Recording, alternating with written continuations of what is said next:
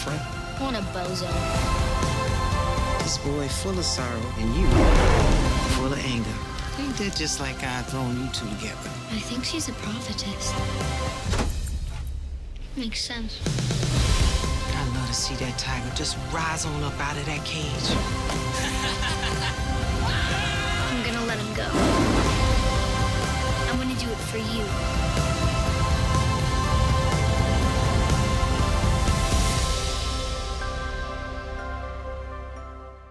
Hey, Ray.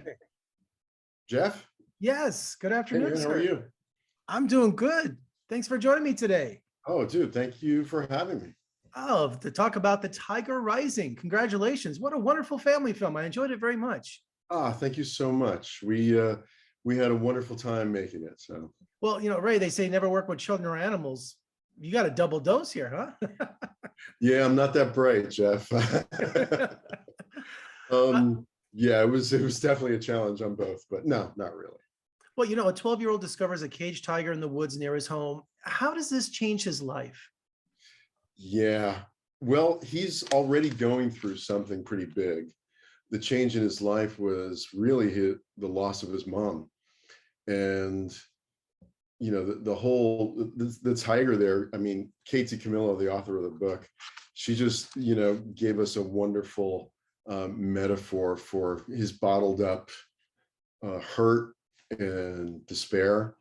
And she also gave us a wonderful friend in Willie Mae to talk to him like he needed to be talked to, You can also see too that his father, Robert Sr. there, is hurting just as much, but he doesn't quite know how to connect to his son as well, because I mean, hey, I think that's actually one of the bigger themes of the film, is that, you know what, we're all going through something.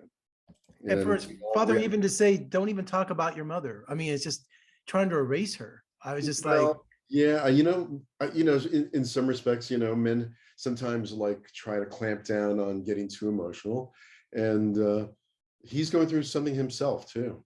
If that wasn't enough, for a 12-year-old to have bullies at school, I had bullies, and it was just in the movie, it was constant. I mean, they never let up, so yeah. He was under a lot of pressure, this poor kid.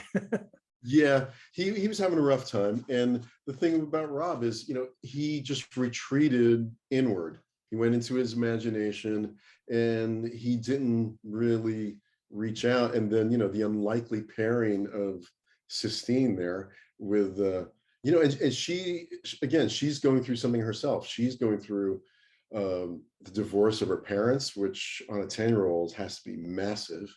And to me, I thought what was brilliant, what Kate wrote in the book here, was that she deals with it in another way. She lashes out. She's just a tornado of a kid, and it was tricky because, we wanted to make sure that it came across that, she's not I hate to use the term a bad kid. She's just going through something.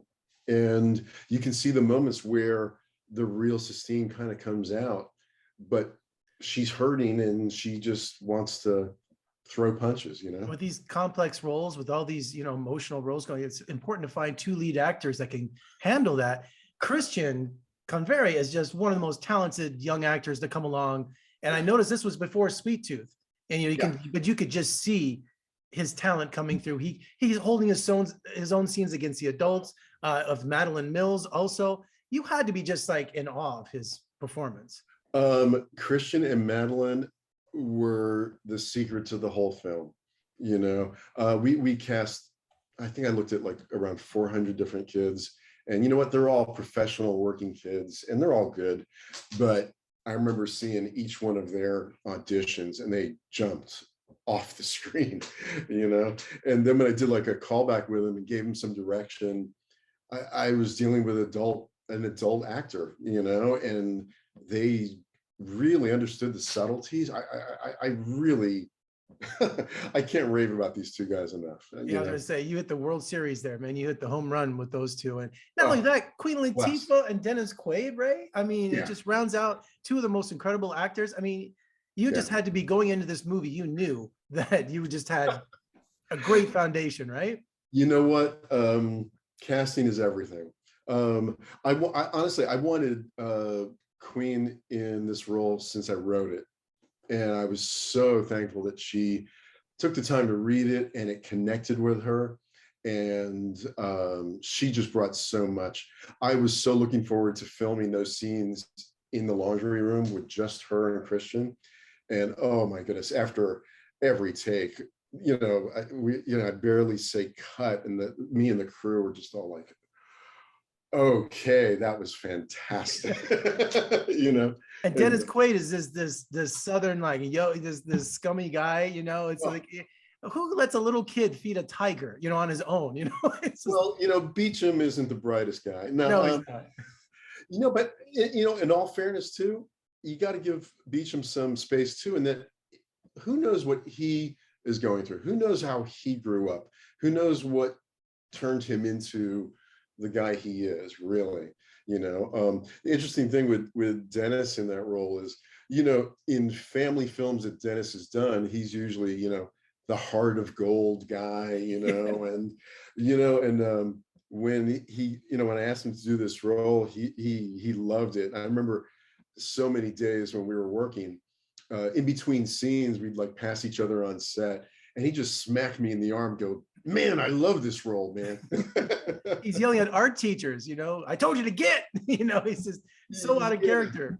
Yeah, he's got issues, but we actually had a whole special, toothpick crew that made sure he had the proper toothpick for his character. And oh yeah, unshaven, shaved. Dennis and Queen were wonderful, but you know what? I really have to rave also about Sam Tremmell and Catherine McPhee. Yes. Oh my goodness, they just brought everything to the role, and I couldn't be more pleased with what they gave us there. I think one of the stars too. I love the Kentucky Star Motel. Where did you find that place? I mean, it was so retro. I loved it. Thank you for noticing that. Yeah, we started looking around for hotels, and it was funny, like me and the producers and production designer DP, we all talked about, like, those roadside motels in the South that you drive by, and they certainly were around in the 60s, and a bunch of them are still there. We got to find one of those, Route 60. We went to a bunch, and they're like modernized and this and that. And then I remember somebody came back from a scout, "We got a little drive to take you on." And I remember we pulled up, and me and the DP and our production designer, Michael Shaw, we all went, "Are you kidding me?" And we just made it work. Stuck in time. I loved it. It was brilliant. Thank you for seeing the motel as a character. Well, I'm a Route 66 kind of guy. I love retro motels in the 60s and all that. I just thought that it looked like it was stuck in time. It was perfect for the movie. Yeah. And finally today, Ray, the real tiger at times, mixture of CGI, I know, or did you actually have a tiger on the set, or? What do you movie magic. No, here's the deal. I'll give you away a little bit. Most of the time, there's a real tiger there. There's a few bits that are CG that we kind of did for safety and other reasons, but there was never a tiger on set with the actors. So they were acting to nothing.